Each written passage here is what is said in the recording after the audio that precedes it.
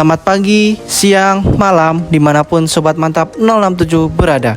Kembali lagi bersama dengan saya, Mas Ucup, yang kali ini akan membahas mengenai pengajuan penetapan status penggunaan atau PSBBMN pada SIMAN versi 2. Sebelumnya nih, kalian tahu nggak sih apa itu PSBBMN? Kalau belum tahu, yuk kita cari tahu. Penetapan status penggunaan BMN atau yang lebih dikenal dengan singkatan PSBBMN merupakan kegiatan menetapkan kewenangan penggunaan atas suatu BMN yang digunakan, dikuasai, dan menjadi tanggung jawab dari satuan kerja yang mengajukan usulan PSBBMN. Output dari kegiatan ini berupa surat keputusan atau SK yang dapat diterbitkan oleh pengelola barang maupun pengguna barang sesuai dengan ketentuan pendelegasian kewenangan usulan PSBBMN. Lalu, bagaimana pembagian kewenangan usulan PSBBMN tersebut, Min? Oh, tenang. Jangan panik. Saya coba jawab ya. Jadi, kewenangan usulan PSBBMN ini terbagi menjadi dua, yaitu kewenangan pengelola barang atau dalam hal ini KPKNL.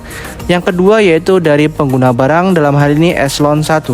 Pengelola atau KPKNL ini membawahi BMN yaitu tanah dan atau bangunan pada pengguna barang atau selain tanah dan atau bangunan pada pengguna barang. Selain tanah dan atau bangunan ini, BMN-nya itu mempunyai dokumen kepemilikan maupun tidak memiliki dokumen kepemilikan yang nilai perolehan unitnya itu di atas 100 juta.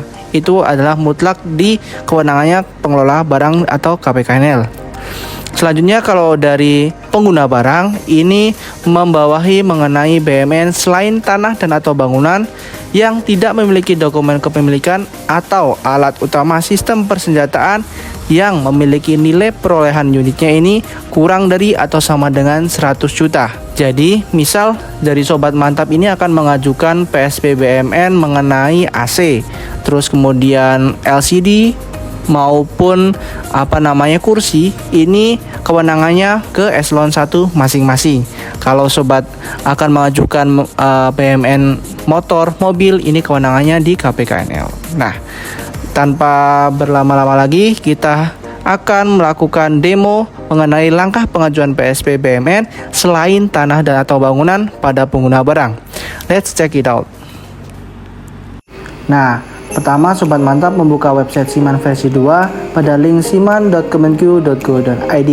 Pastikan link yang dipilih sesuai ya, biar tidak salah link. Oh iya, untuk pengajuan PSB ini dilakukan pertama kali di role analisis satker ya. Jadi pastikan role analisis satker pada Sobat Mantap semua sudah aktif dan bisa digunakan. Nah, selanjutnya yaitu dengan memasukkan username dan password Sobat Mantap semua, lalu klik login. Kalau belum memiliki user password, bisa Sobat Mantap klik daftar sekarang, lalu klik login. Selanjutnya, apabila Sobat Mantap akan mengaktifkan role analisis satker dengan mengklik tombol aktif, kemudian yes. Nah, ini tampilan setelah masuk. Kemudian kan kita mau melakukan permohonan pengelolaan, berarti di pengelolaan, permohonan pengelolaan. Nah, setelah berhasil masuk, kita akan membuat tiketnya dengan cara klik tambah, kemudian pilih jenis pengelolaannya yaitu penggunaan BMN, kemudian tipe pengelolaannya itu PSP, jenis asetnya yaitu selain tanah dan atau bangunan. Nah, untuk termohonnya ini eselon 1 ya teman-teman, karena selain tanah dan bangunan di bawah 100 juta. Terus kemudian kalau pemohonnya ini dari satker, kemudian klik simpan. Nah, setelah dibuat tiketnya, kita pilih di daftar aset, pilih asetnya. Tapi sebelumnya dipastikan ya teman-teman, aset yang akan dilakukan pengajuan PSB ini di saktinya itu sudah dicatat atau diterimakan TKTM-nya dan disetujui approval asetnya teman-teman ya. Karena apabila di saktinya belum disetujui, maka tidak akan muncul di aset pengelolaan tahun anggaran berjalan. Jadi itu ya teman-teman. Ini kalau teman-teman sudah memasukkan sudah disetujui asetnya, maka secara otomatis akan muncul. Karena ini di kami itu tidak ada aset yang baru, maka belum muncul. Jadi kalau ada, klik centang di asetnya, kemudian simpan. Nah, Kemudian selanjutnya itu diklik di menu kelengkapan dokumen. Kita melengkapi dokumen yaitu dari surat permohonan, daftar barang objek penetapan status BUMN, surat pernyataan tanggung jawab mutlak, laporan kondisi BUMN, dan listing BUMN. Ini diisi semua, kemudian klik simpan. Nah, setelah semua dokumen lengkap, analisis Satker ini mengirimkan ke koordinator Satker untuk meneliti, dan apabila sudah sesuai, maka dikirimkan ke supervisor Satker. Setelah itu, tinggal menunggu proses penerbitan SK oleh eselon 1 di menu monitoring pengelolaan.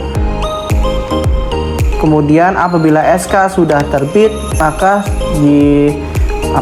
akan muncul di daftar surat keputusan. Nah, seperti ini teman-teman.